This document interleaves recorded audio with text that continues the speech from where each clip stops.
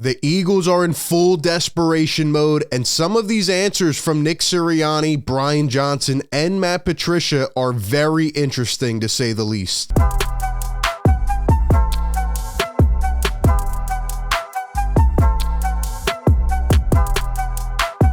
What is up, everybody? RB here. Welcome into A to Z Philly. You know the drill by now. Hit the like button if you enjoy these videos. Subscribe, ring the bell. Don't miss any of the coverage. Sure, I will probably see a lot of you on the halftime and post-game show on Monday. Yes, a special Christmas edition. Hopefully the Eagles are playing much better. But if I don't see you on that day, well, Merry Christmas to you and your family, for everybody who celebrates.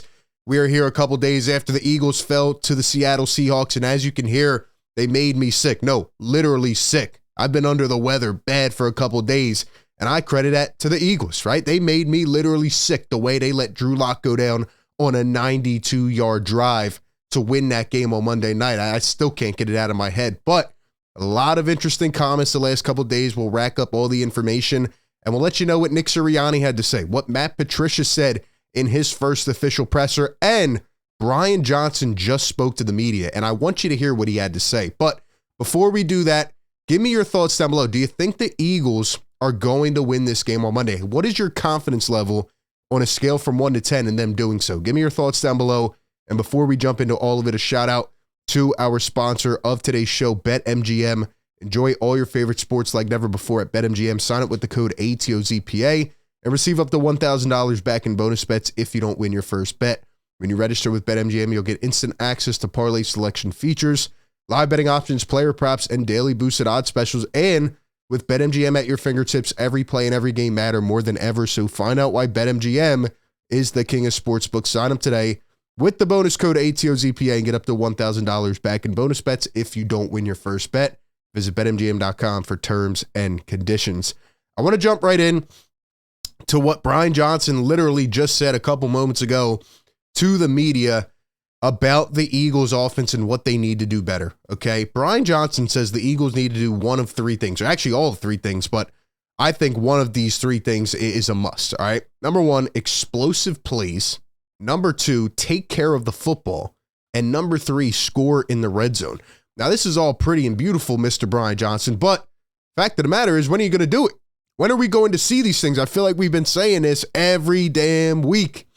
And one of these things right here, AKA scoring in the red zone, is what I think the Eagles really need to capitalize on. How many drives do they get down to the red zone, or they get on the opposite side, of territory, and then we see them completely switch up the play calling, right? They go on a 10-play drive or a 12 or 13-play drive, and they take up 8.5 minutes. They did that twice this past game, and then they don't know how to punch it in. They don't know how to punch their ticket, and it just is night and day compared to Shane Steichen with Brian Johnson.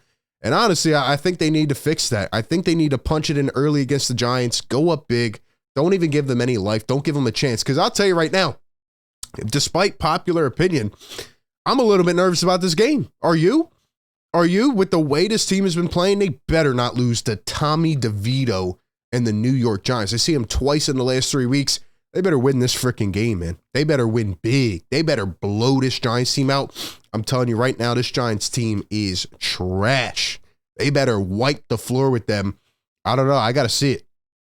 I got to see it. But that's Brian Johnson's main takeaway. That's what they need to do better. We heard a couple guys say they need to get more big plays. In my opinion, they need to get the underneath routes going, right? Let AJ run in space, like I say, every week. You know, let Devontae run, Dallas Goedert. Get these guys in a rhythm. Get your quarterback in a rhythm and just stockpile that offense. Now, Nick Sirianni spoke a couple days ago, and he kind of echoed this. And actually, he got a little snarky with the media. Now's not the time, Nick. Now's not the time. You better put the big boy pants on, step up, and take it on the chin and go fix this, Nick. Here's what he had to say, quote, "Make no mistake about it. This offense is being run this exact same way it was last year." That's a lie. And the year before. This is my offense. It's my offense, he says. The criticism unfairly goes to Brian. He calls the plays. This criticism should go to me. This is my offense. You know, I respect him standing up for his guy, right? That makes a good leader, in my opinion. But at the same time, you just made yourself look like a fool as well, right? This is your offense, and we've been seeing the same thing for 15 weeks, right? No creativity. This is not the same offense from last year. This is not the same offense that Shane Steichen had a huge part in playing. right? The Eagles need to go out there and revamp some things. They need to recreate their identity, just like they did back in 2018, right? When Nick Foles took over. They need to find a way to get some rhythm going in this offense, or else, if you keep scoring 7 points in the first half of games, you're not going to win, especially in a tough playoff environment. So I agree with him that some of the criticism should go to him. Maybe he has been deflecting all the blame from us fans, but anyway, it's a joint effort. Brian's got to be much, much better with the play calling and the decisiveness. And Nick, you got to be better putting these guys in better situations to succeed. I don't like the snarkiness, though. It feels like there's kind of a situation being created where the fans are in the wrong for like calling out certain people and calling us out. No, we have exactly any right to feel this way because we are frustrated. The expectation level is so high. You got to perform. Now, Nick Sirianni explained the last play where Jalen Hurts threw the interception. I forget how much time was left, like 10, 15 seconds. This is the worst answer I've ever heard. And it frustrates me. I don't want to go back to it, but I have to. Because he says that the Eagles were playing for a DPI on Jalen Hurts' deep ball to AJ at the end of the game. Keep in mind, they were like 15 yards away from field goal range. You have one of the best kickers in the league, and they were trying to play for a DPI? Are you serious? Is this fundamentals 101? Is this football 101? What are we talking about? We felt like in that situation we had an opportunity to. What? I don't even remember if the Eagles had one timeout left? What are you playing for a DPI for? Put the ball 15 yards up the field. Jalen Hurts had a perfect read right in front of his eyes. Kenny Gainwell could have ran it for about 20 yards, stepped out of bounds, and boom, you tie that game, and who knows what happens in overtime. Playing for a DPI, that is just awful coaching, and that kind of takes me back to my main take, right? We could be mad at Jalen. He has to play a lot better. We could be mad at AJ and some of these other guys, right? But the coaching is putting these guys in position to fail at certain points, and if they really instructed him to go downfield on that play, that is absolutely inexcusable. And yes, I'm looking right at you, Nick Sirianni. That is absolutely insane. What are you thinking? What are you thinking? Do these guys have others that keep them in check during games? Like if they're calling up some crazy play, where's the guy that comes over and says, yo, get your head out of you know where? This is absurd. You should not have been playing for a DPI there. I mean, anybody could tell you that. Anybody. One guy that took accountability is Jalen Hurts, and we know what we heard after the game, right? He said, we're not really committed. Like that's what kind of did it for me, especially that whole game and how it went down. Like it ripped my soul out. But when Jalen Hurts said that after the game, I was so frustrated. Here's what he tried to do to correct it yesterday. He says, my mind was in a place of challenging myself. It all runs through me. It starts with me. When I say we, I mean me because I'm the point guard out there. I respect Jalen for being a leader, right? That's what a good leader of a locker room does, a good quarterback, QB1. He goes out there and takes the blame, right?